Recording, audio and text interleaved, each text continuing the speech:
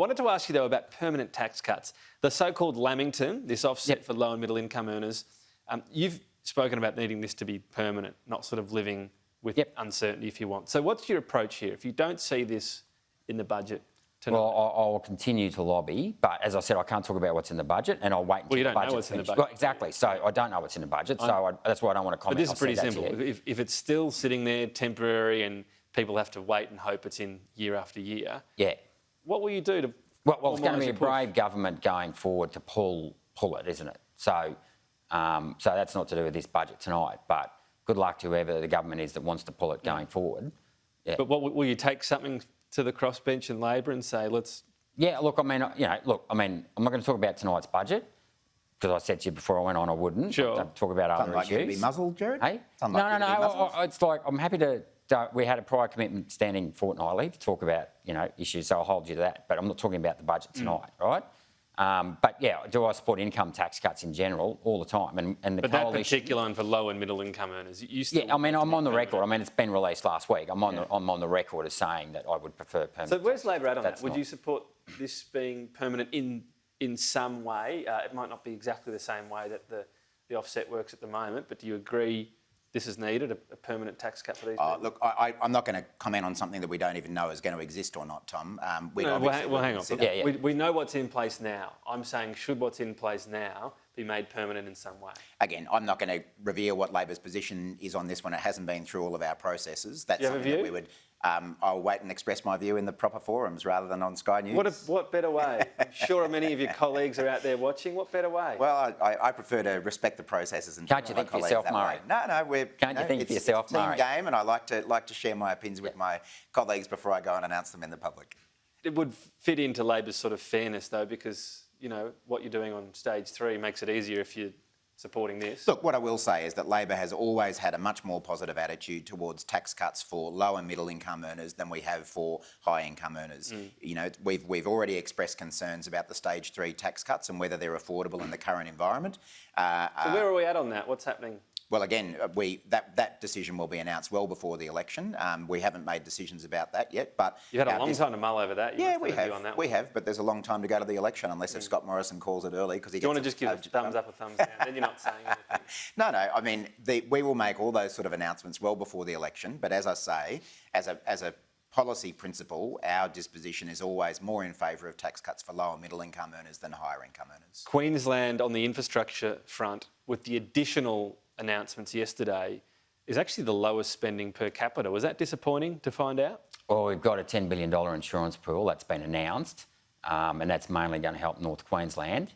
And that's been thanks to the fantastic work of the North Queensland MPs, Warren Ench. So because that got handed out, you don't get as much infrastructure money? Well, I would consider that infrastructure in the sense of putting $10 billion to a reinsurance pool. I think that's a hell of a lot of money. That won't do anything about infrastructure, though, a reinsurance. Well, it will, because you've got to rebuild houses. All of this stuff will go to private infrastructure, houses and farms and businesses. It's going to make... And, it's got to be said here, this has all come about because state Labor governments, especially in Queensland, sold... Well, actually, I'll rephrase that. The Queensland Labor government, in the past, sold Suncorp Metway. Suncorp Metway is the old SGIO, and all state governments did it. It was also on our side, except, I think, in New But it's South not Wales infrastructure, is it?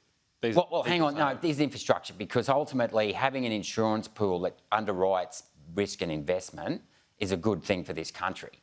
But it's not. But it's not for public infrastructure, is it? For people's homes. They're different things. Well, and you can say it's a good idea. And businesses, so the businesses but they're not infrastructure either. Well, I would argue that business to an extent is infrastructure. It's all a part of the network. Is a fish and chip shop infrastructure? Well, yeah, because if you don't... Well, I'll put it this way, it's all government spending and it's constructive, productive government spending that gives people the confidence. But it doesn't mean it's not infrastructure. It could be a good idea. Well, I think it's a very good idea. But it's not infrastructure, is it? Well, it's all about increasing investment, right? And I think this is a very good idea. How much, out of interest, how much do you expect insurance premiums to fall because of this reinsurance premium? Because I can't sort of get anyone in the government to tell anyone in North Queensland how much they'll save as a result of this. Look, I have to come back to you on that, and yeah. So again, we still don't know. It's a reinsurance pool. We don't know how much anyone's going to save or when they'll start. When will people start seeing their insurance? Well, Murray, let's wait until the budget's finished. But this announcement's out there. You're saying it's a great idea. It's a huge pot of money. Yep. Shouldn't we know how much it's going to save a premium by? Yeah, sure, and all these things, but it'll depend. I mean, do you want me to give you a standard premium across all the different businesses, all the different homes, You could give an etc.? average. Well, but an average is a meaningless number because everyone's going to have different risk. The It's not average that from the simple. I mean, you minister when we can't, had him- you one of the can't put ministers one on- figure on all The the average from different one of the businesses. ministers was 6,000 and they might save in the order of 10%, which doesn't strike me as a game changer.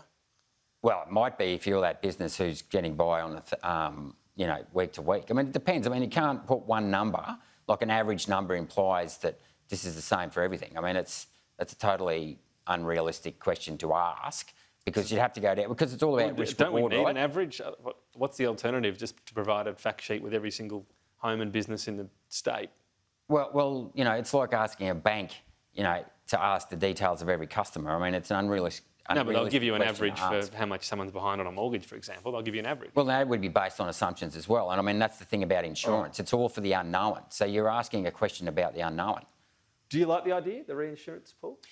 We're certainly open to thinking about it. I mean, I do note that the ACCC, when they did their investigation into this, did not recommend a reinsurance. Right, so that's why I'm asking. Yeah, and I mean, frankly, I would just like to see this government do anything about insurance in North Well, they've done Queensland. this. They've announced they've made an announcement, but we can't get a figure about how much people will save or when people will save. So what I want to see is insurance costs come down for North Queenslanders because it is a huge problem. Couple of quick